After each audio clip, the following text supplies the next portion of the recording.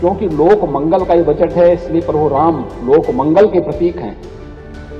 ये बजट भी उनके श्री चरणों में समर्पित है।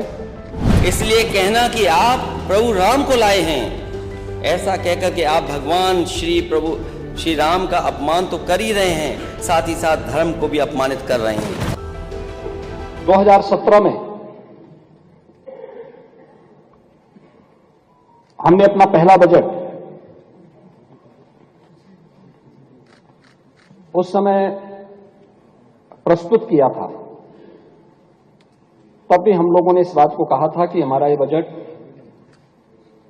मर्यादा पुरुषोत्तम प्रभु श्री राम को साक्षी मान करके हम लोग इसे प्रस्तुत कर रहे हैं।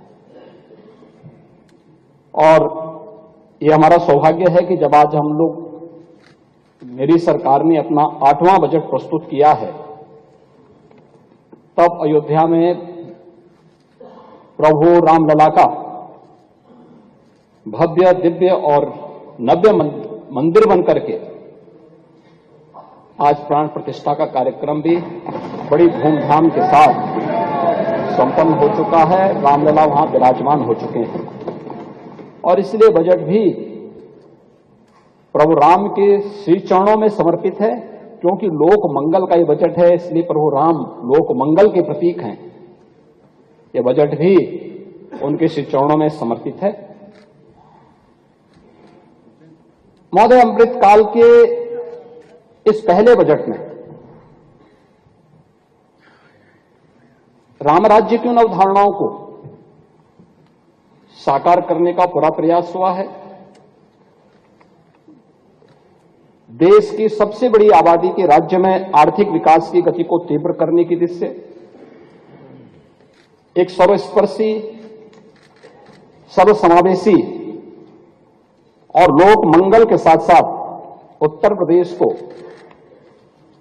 समृद्धि की एक नई ऊंचाइयों तक पहुंचाने के लिए एक बेहतर रोड मैप के साथ इस बजट को इस सदन के सम्मुख प्रस्तुत किया गया है। बजट में अंत्योदय से एक विकसित अर्थव्यवस्था तक, इंफ्रास्ट्रक्चर से ईज ऑफ लिविंग तक, ईज ऑफ डूइंग बिजनेस से इन्वेस्टमेंट के ड्रीम डेस्टिनेशन तक, कृषि और किसान से लेकर के गरीब कल्याण तक, आस्था से लेकर अर्थव्यवस्था तक, शिक्षा और स्वास्थ्य से स्वस्थ और स्वावलंबन की ओर, संस्कृति से समृद्धि की ओर और महिला सशक्तिकरण के संकल्प को समावित करते हुए एक विकसित उत्तर प्रदेश के रूप में प्रस्तुत करने का एक बेहतर रोड मैप और उत्तर प्रदेश को उस मार्ग पर ले जाने के एक संकल्प के साथ ये बजट इस माननीय सदन में प्रस्तुत किया गया है। हो सकता है नेता विरोधी दल को बजट के आकार को लेकर के आपत्ति हो, क्योंकि पहली बार उत्तर प्रदेश का बजट देश का किसी भी राज्य की तुलना में सबसे बड़ा बजट है। 7,36,000 करोड़ रुपए से अधिक का बजट है।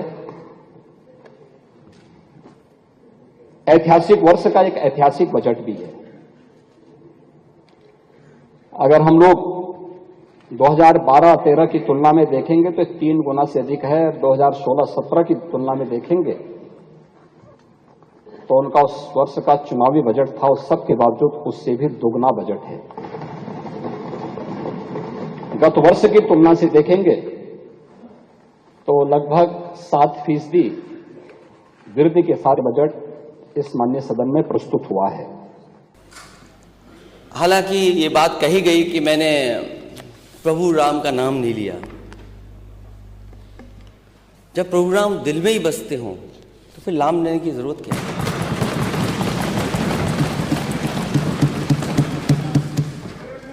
राम पहले भी थे, प्रभु राम आज भी हैं और प्रभु राम हमेशा रहेंगे।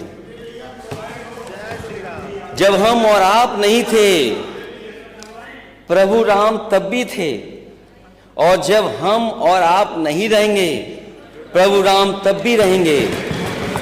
इसलिए कहना कि आप प्रभु राम को लाए हैं, ऐसा कहकर कि आप भगवान श्री राम का अपमान तो कर ही रहे हैं, साथ ही साथ धर्म को भी अपमानित कर रहे हैं।